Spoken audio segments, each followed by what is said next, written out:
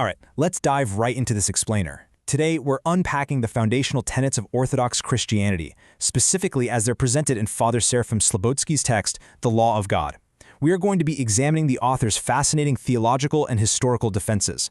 Now, whether you're totally well-versed in theology or honestly just curious about how ancient texts defend their core claims, this source offers a highly structured, logical approach to ideas that are often seen as, well, purely mystical. We're going to look at exactly how the text bridges the gap between deep faith and intellectual apologetics. To help us wrap our heads around these massive concepts, we've broken the text down into 5 parts. First, the symbol of faith. Second, the mystery of the Trinity. Third, the incarnation and miracles. Fourth, the crucifixion and resurrection. And finally, a look at the holy fire. Starting off with Section 1, the symbol of faith, the unchangeable summary. Right out of the gate, the text introduces what's known as the symbol of faith, or the creed. The author presents this as the ultimate, definitive summary of Orthodox truths, composed by the early ecumenical councils. And according to the text, this isn't just a poem or some loose collection of thoughts, it is the absolute, unchangeable summary of the Christian faith. It starts by firmly asserting belief in one God, actively repudiating the ancient pagan teachings of many gods, and it establishes God as a living, eternal spirit who is the maker of literally everything, both the visible physical universe and the invisible spiritual world. Moving on to Section 2, Mystery of the Trinity, explaining the incomprehensible. Now, this is where it gets really interesting.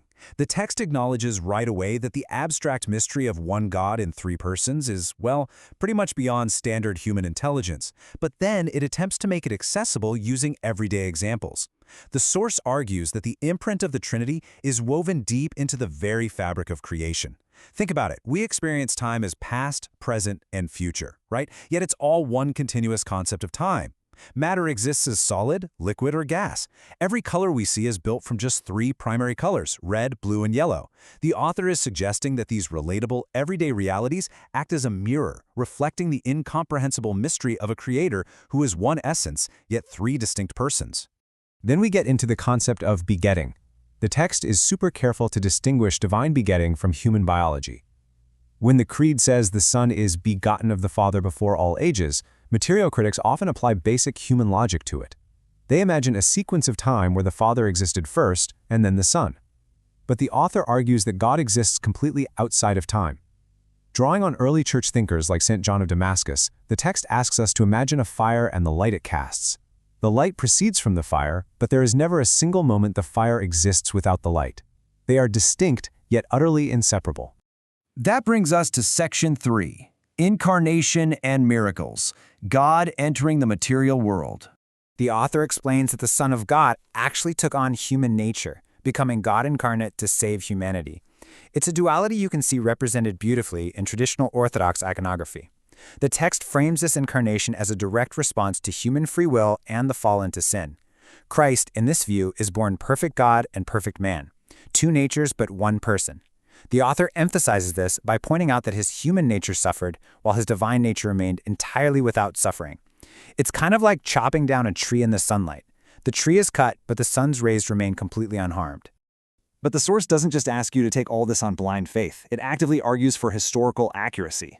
For instance, it pushes back against critics who claim the famous prophecy in Isaiah merely referred to a young woman rather than a virgin, by pointing directly to ancient pre-Christian manuscripts that definitively use the word for virgin. Furthermore, the author defends the biblical account of the Roman census that forced Joseph and Mary to travel to Bethlehem. Critics used to claim the Romans only registered people at their current residence, but the source highlights a discovered historical document from an Egyptian governor named Vibius Maximus, which explicitly ordered citizens to return to their place of family origin for a census. It perfectly aligns with the gospel account. And this right here is a brilliant defense of miracles against materialism. Quoting Professor S.L. Frank, the text points out that materialists often claim miracles break the laws of nature. But the author argues that nature's laws always come with a silent caveat, assuming no outside interference. Think about an airplane taking off. It doesn't break the law of gravity, right? It overcomes it with a new variable, a powerful motor.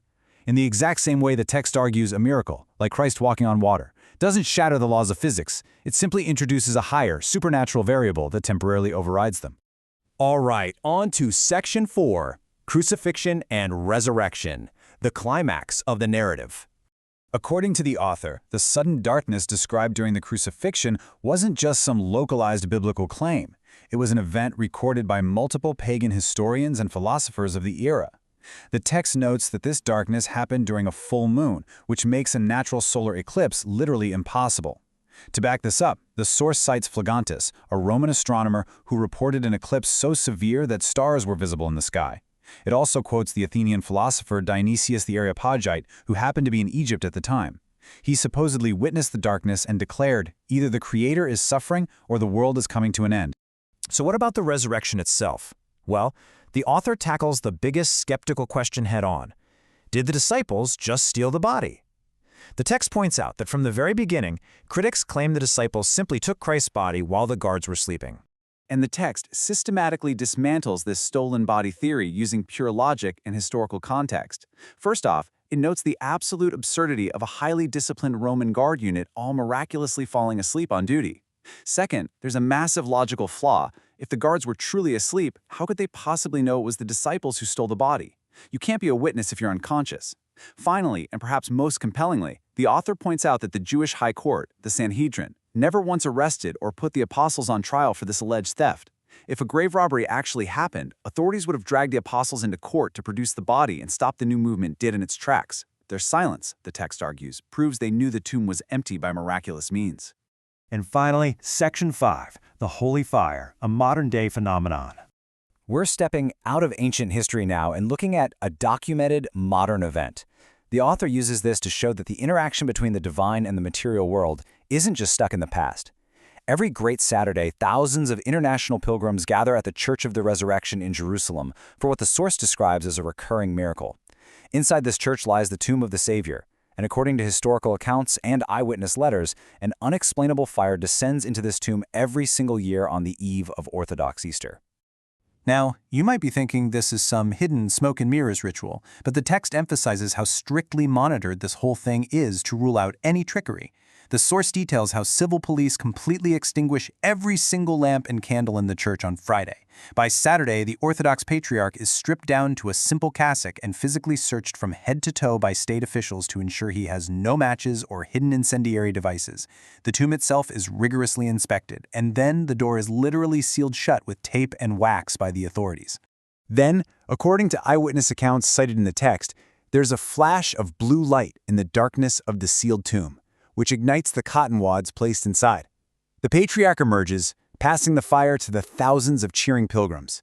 But here is the most fascinating part. The source claims that for the first 10 to 15 minutes, this holy fire does not scorch or burn anything.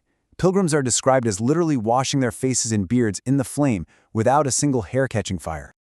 There's even this wild historical account in the text about a time when Orthodox believers were actually locked out of the church.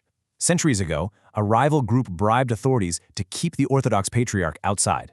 As he prayed in the exterior courtyard, the holy fire allegedly bypassed the inner tomb entirely and struck a solid stone column outside, splitting it open and igniting the Patriarch's candles. And that cracked, blackened column, the author notes, it is literally still standing there today for anyone to walk up and examine. So, to wrap this all up, this text really challenges us to look at this unique blend of theological doctrine, historical apologetics, and physical phenomena.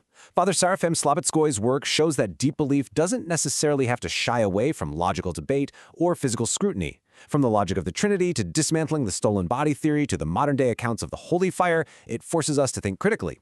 So, I'll leave you with this. When you're confronted with rigorous historical apologetics and documented phenomena that seemingly defy physics, how do you define the limits of the natural world? Does science have a hard ceiling, or is everything just waiting for a higher variable to be introduced?